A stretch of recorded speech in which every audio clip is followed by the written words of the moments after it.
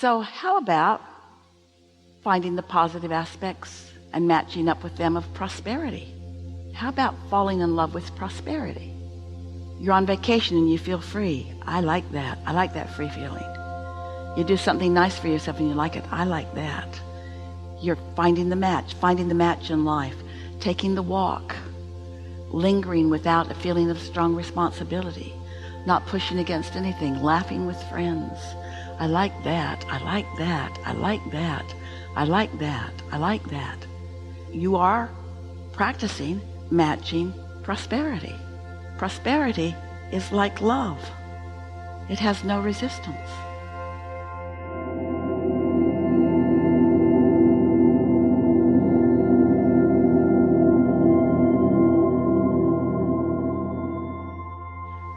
Abraham, you mean I don't have to choose them or me? That when I love them, I'm also choosing me? That any time that I'm wise enough and deliberate enough to focus upon something that feels good, and I stay there long enough until I feel that crescendo, that escalation in that feeling, until I've connected with love, that now I am love. Self-love is being love. And it doesn't matter what the object of your attention is. Self-love is being love. Being who you really are. Jerry wanted to put on all the spines of all the books in all the bookstores, self-help from your total self. Because he wanted to emphasize that that alignment is where all the help comes from. Is that helpful at all? Yes. That's big, isn't it? When you are loving anything, you are practicing self-love.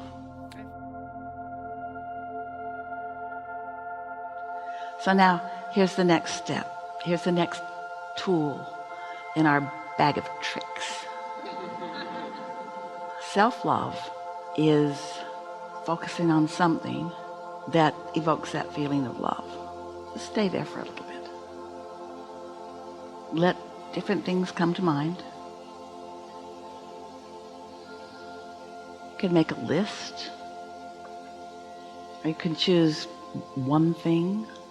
Because in a focused moment with no distraction, there is an automatic escalation so that you can feel it more and feel it more. So when you feel like you're in love with someone, actually they're not the reason for your love that you think. You're just using them as the excuse to tune into who you really are.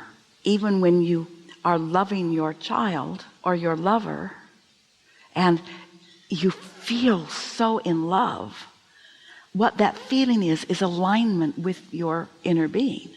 So when you say to someone, if you were really accurate, instead of saying I love you so much, what you would say if you were really wanting to be vibrationally accurate is, my attention upon you has connected me with what is love. I'm not sure they're going to understand that, but they're not. But if you do, we're talking to you. You're just my excuse to hook up with who I really am. And the thing is, if you want a long-lasting love, then figure that out. And figure out that watching the birds and swimming with the dolphins and taking a hike in the park and getting out on the water and getting out and breathing fresh air and eating something delicious and all those things that feel good to you and feel good to you and feel good to you and feel good to you all keep you hooked in with this vibration of love. And then before long, you are loving almost everyone you see. And when you are loving almost everyone you see, you got self-love going on, because you can't love anyone without being in alignment with who you are. Love has been misunderstood. Love is the vibrational indicator that lets you know that you are in complete sync with who you are. Sync with who you are. That there's no resistance in your vibration right now. Right now I'm tuned in, tapped in, turned on, and I'm holding you as my object of attention. And it looks like I'm in love with you, but really I'm just love looking at you.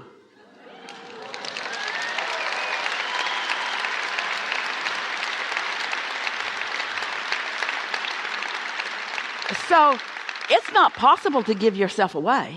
because you did that before you could do that.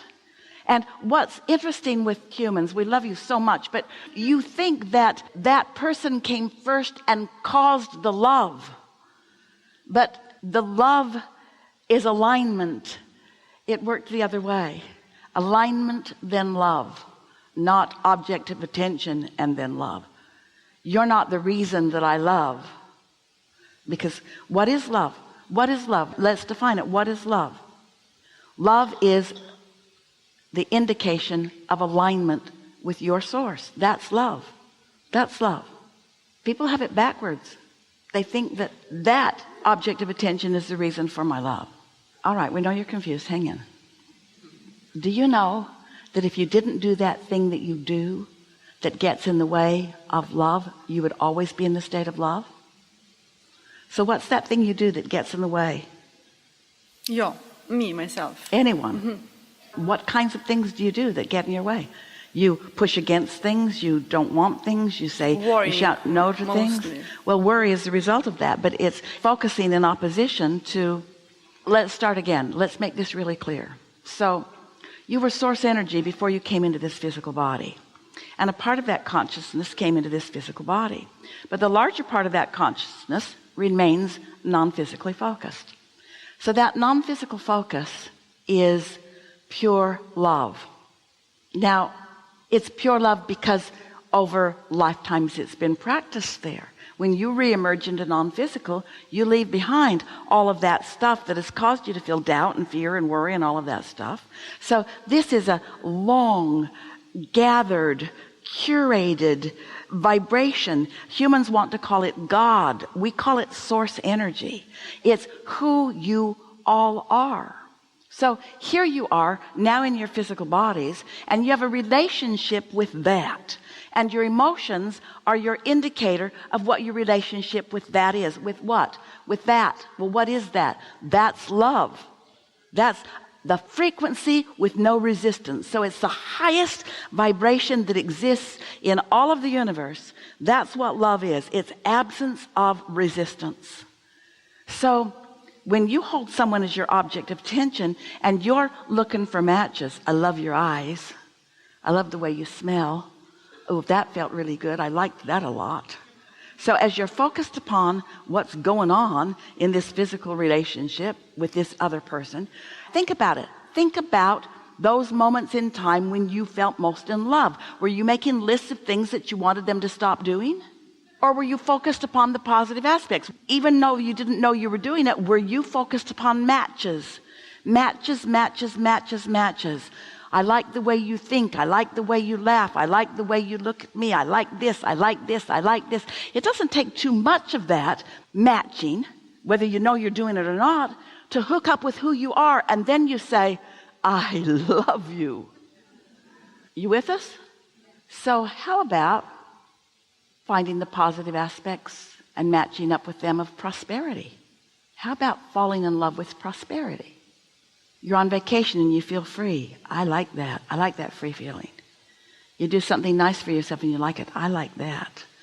You're finding the match in life, taking the walk, lingering without a feeling of strong responsibility, not pushing against anything, laughing with friends. I like that. I like that. I like that. I like that. I like that. You are practicing matching prosperity. Prosperity is like love. It has no resistance. You following us a little bit? Watching someone romping, galloping, running, cycling, climbing, hiking, swimming, physically fit, vigorously active, loving their bodies. Ooh, that looks good. I'd like that. I'd like that. I'm a match to that stamina. I'm a match to that strength. I'm a match, meaning I like it. I feel good when I see it. I feel good when I see it. Not jealous, not longing because once I was there and now I'm not. I'm looking for things everywhere I can look that feel good to me. I'm a match to that. Highest vibration. No resistance. Absolute physical vitality and well-being. Are you getting the gist of what we're talking about? The way you exist in your vibrational, non-physical state is non-resistance. And if you can begin to approach your physical lives with an intention to match with that, then in the back door comes all of the things that you're asking for. Love is a very misunderstood word, and so is prosperity, abundance. Almost everything is misunderstood because you've been looking at it from manifestational point of view, wanting it to manifest before you have a good feeling in response to the manifestation. We call that conditional love. Show me a good condition and I'll love it. Show me a bad one and I'll hate it. And meanwhile, I have no control in anything. I said, that's not how it works. That's not how deliberate creators are.